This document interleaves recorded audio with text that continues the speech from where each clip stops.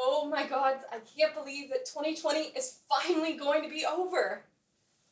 5, 4, 3, 2, 1. Happy New Year! We did it! It's 2021, everyone!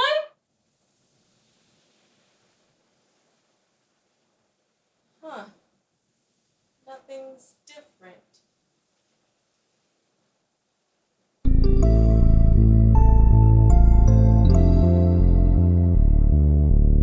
Hi everyone, I'm Luna. Welcome to the Lunarium.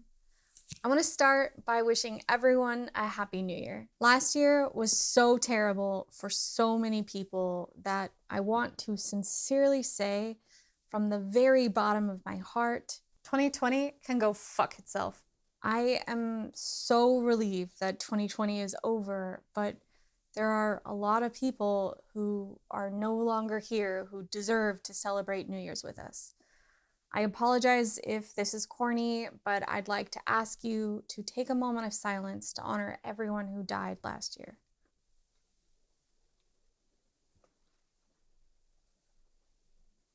Thank you. So many people lost loved ones last year, including myself. But even if you don't know anyone who died, you had your lives affected by the pandemic, racial injustice, societal unrest, economic insecurity, and ecological disasters. I legitimately understand why so many people are celebrating the fact that 2020 is over. However, nothing has really changed even though 2020 is over. And I'm sorry to say that 2021 has the potential to be just as bad as 2020, if not worse. Boo! I know, no one wants to hear that. You suck! Hey! All right, I'm sorry. I'm not trying to be a buzzkill. I'm legitimately trying to help. You see, many of the things that made 2020 so awful are likely to become increasingly more common as climate change worsens, the wealth gap increases, and more people disagree on the basic concept of reality. Obviously, one of the things that made 2020 so terrible was the pandemic. Thankfully, COVID vaccines have already started to be distributed, and in a matter of months, many of us might be safe from the current pandemic. But that doesn't mean that quarantine will end or that COVID will stop being a threat. A disturbing amount of people have been convinced that the vaccine is dangerous or a government plot to inject us all with microchips or something. So we know that many people won't take the vaccine. That means we won't be able to rely on herd immunity, which means that quarantine might need to continue long after people have been given the opportunity to be inoculated.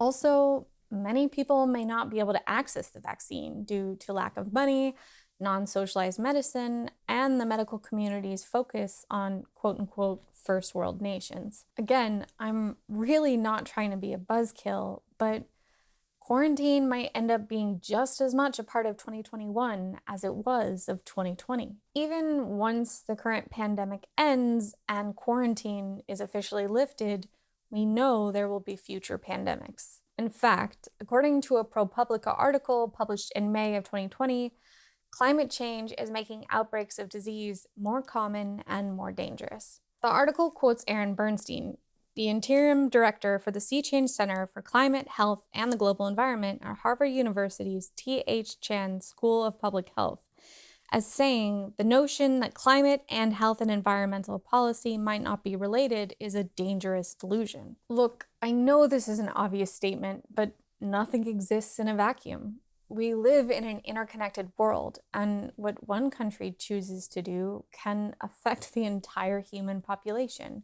And if we don't want to live through another year like 2020, we all need to work hard towards a better, more equal world.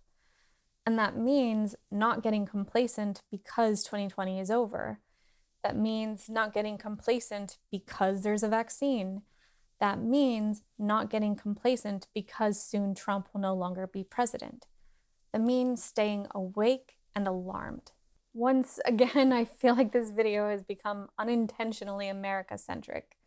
I'm sorry to anyone watching who lives in another country. I know you already have to think about America way more than you should.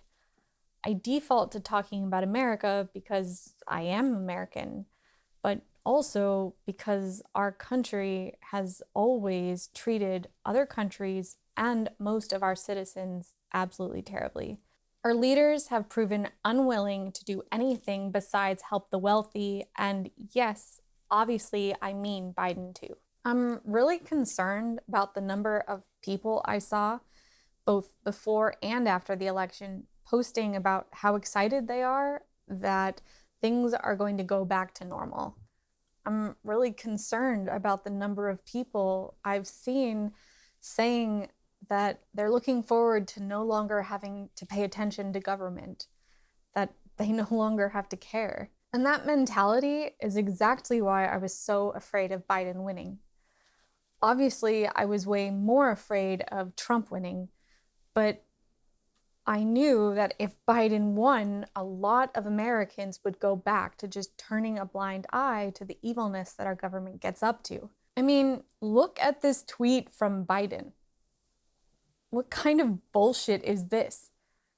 America is back is just another way of saying that America has been made great again. But also, we don't want America to go back to normal.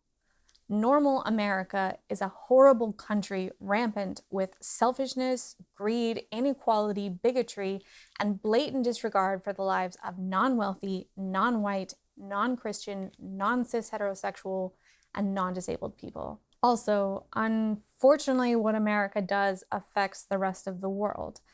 Yet America has always acted like no one matters but us. And when it comes to existential threats like climate change, that kind of mentality could get most of humanity killed. What I'm trying to say is that America's unwillingness to combat serious problems such as climate change has major repercussions that ripple out to affect all of humanity, such as by increasing the likelihood of global pandemics. Listen, I know this has been a depressing video. I know that everyone is tired and angry and stressed and that they just want to relax for a while. And it's okay if you need to take a little while and stop caring about anyone besides yourself.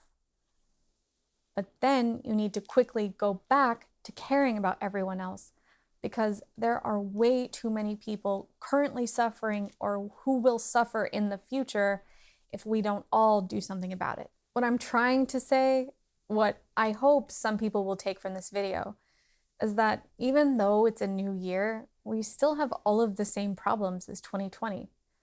Please, for the good of everyone on Earth, keep paying attention to what your government is doing. Call them out publicly whenever they act against the good of the many. Demand that those in power work to address the problems that are threatening the lives of millions of people. Keep fighting for the causes that you believe in and stand with marginalized communities as they fight for their rights to life and dignity.